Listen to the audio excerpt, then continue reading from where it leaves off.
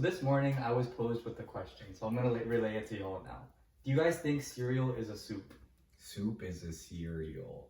It doesn't matter. They didn't have either during the Great Depression. Oh, okay, that's interesting. And then we do the clapping thing now. Oh, we have to clap. Okay, Yeah, ready? yeah. 3, 2, 1. That's what I'm saying. Okay.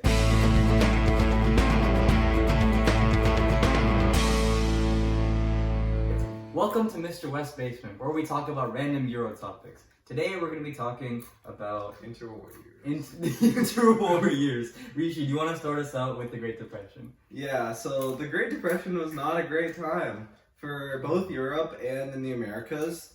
Europe was going through a similar thing with the Americas, mainly because during World War One, everybody was overproducing things because it was a total war, right? Everybody had to produce so much stuff, and then right after the war ended, there was no need for all that stuff that was produced, especially with the overproduction of food and stuff. Farmers got really hurt by this. In the U.S., there was the stock market crash of 1929. And there was all this stuff related to financial stuff that also made banks lose a lot of money. And if banks lost money, we know what that means. Everybody wants their money now, and they're going to try and get loans. Basically, everything was terrible. There was no cash flow. There was no cash. And basically, everything was terrible. And something to note that I'll start us off with was economically, there was a big shift in this time from laissez-faire to Keynesian economics, which is FDR, notably, he was one of the big founders of Keynesian economics. He had strict governmental policies that interfered with the business, and that's really what saved them from the Great Depression. Yeah, do you want to go more in depth on that, Sadhu? Yeah, and the effects of the Great Depression in the U.S. was also felt in Europe because, as we said in the previous video, the U.S. was loaning money to Germany so they could then pay off their debts to the rest of Europe, like Great Britain and France, so then they could pay off their debts to the U.S. But with the U.S. in crisis, they couldn't continue this anymore, and Germany fell into an economic recession worse than it was before after World War One. So then, this led to great poverty in these regions, and this led to the rise of certain leaders to take advantage of this crisis, which led to the rise of fascism, as people were looking for a way to get out of this depression. So they turned towards strong, charismatic leaders. It wasn't just the Western Europe and the US that was struggling at this point. Another point that was struggling was Russia, because they had just gone through the Russian Revolution of 1917, which happened towards the end of World War I. Essentially, during this time, Rasputin was killed, and then things really just blew up in Russia. And eventually, in 1917, the Russian people overthrew the government and put the Bolsheviks in power. Yeah, the Bolsheviks did come to power later, in 1923, but it was all really I know we're supposed to only be talking about the 1917 revolution, but if you talk about the one in 1917, you kind of have to talk about the one in 1923 because they both go hand in hand, and it was kind of something that was done together. Going back to the Great Depression really quickly, one thing is the main reason why stocks crashed and stuff when that happened was when for example, people would buy on margin, which basically means that they would buy thinking that the stock would go up.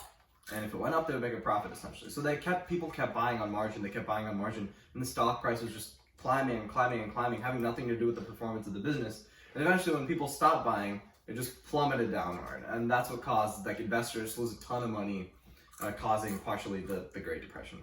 Yeah, so anyways, Sadhu, you mentioned the rise of fascism coming up through Europe. Do you want to talk more about that and how that was influenced by the Great Depression? Regarding Italy, we had Benito Mussolini, and basically, as I said before, the entire nation was in poverty. There's a lot of labor unrest, so they turned to this new charismatic leader, Mussolini, who preached things like, let's regain back our territory that we lost in the war, let's expand our territory, and he also heavily promoted nationalism, saying that Italy was the best state. So this process of rebuilding Italy into a strong nation state is what led to fascism in Italy.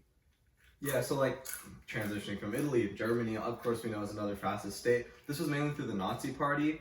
So the Nazi Party, they were able to capitalize on the fact that Germany, as we discussed in the previous episode, was blamed for everything.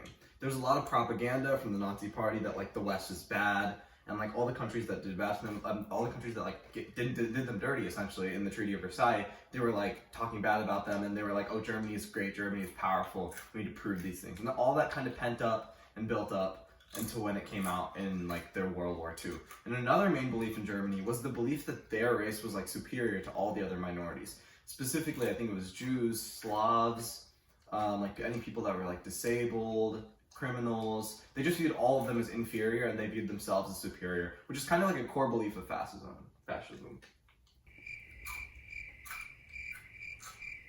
There will be crickets here.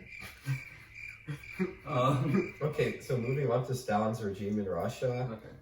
So in World War I, we saw Russia leave the war due to the heavy losses they faced. They were like heavily under-equipped. We saw some of them wearing pots or pans as like a helmet. So this led to them heavily industrializing in this time. So they still had an agrarian economy, but they're like rapidly industrializing. And we saw the rise of the communist dictator Stalin. Wait, when you say Stalin, do you think about Horus? I think about Horus. Stalin. That's Stallion. No, I was going to say Sylvester Stalin. That's Stallone. Okay. Anyways, so he implementing the collectivization of agriculture. That means like the crops produced are all controlled by the government.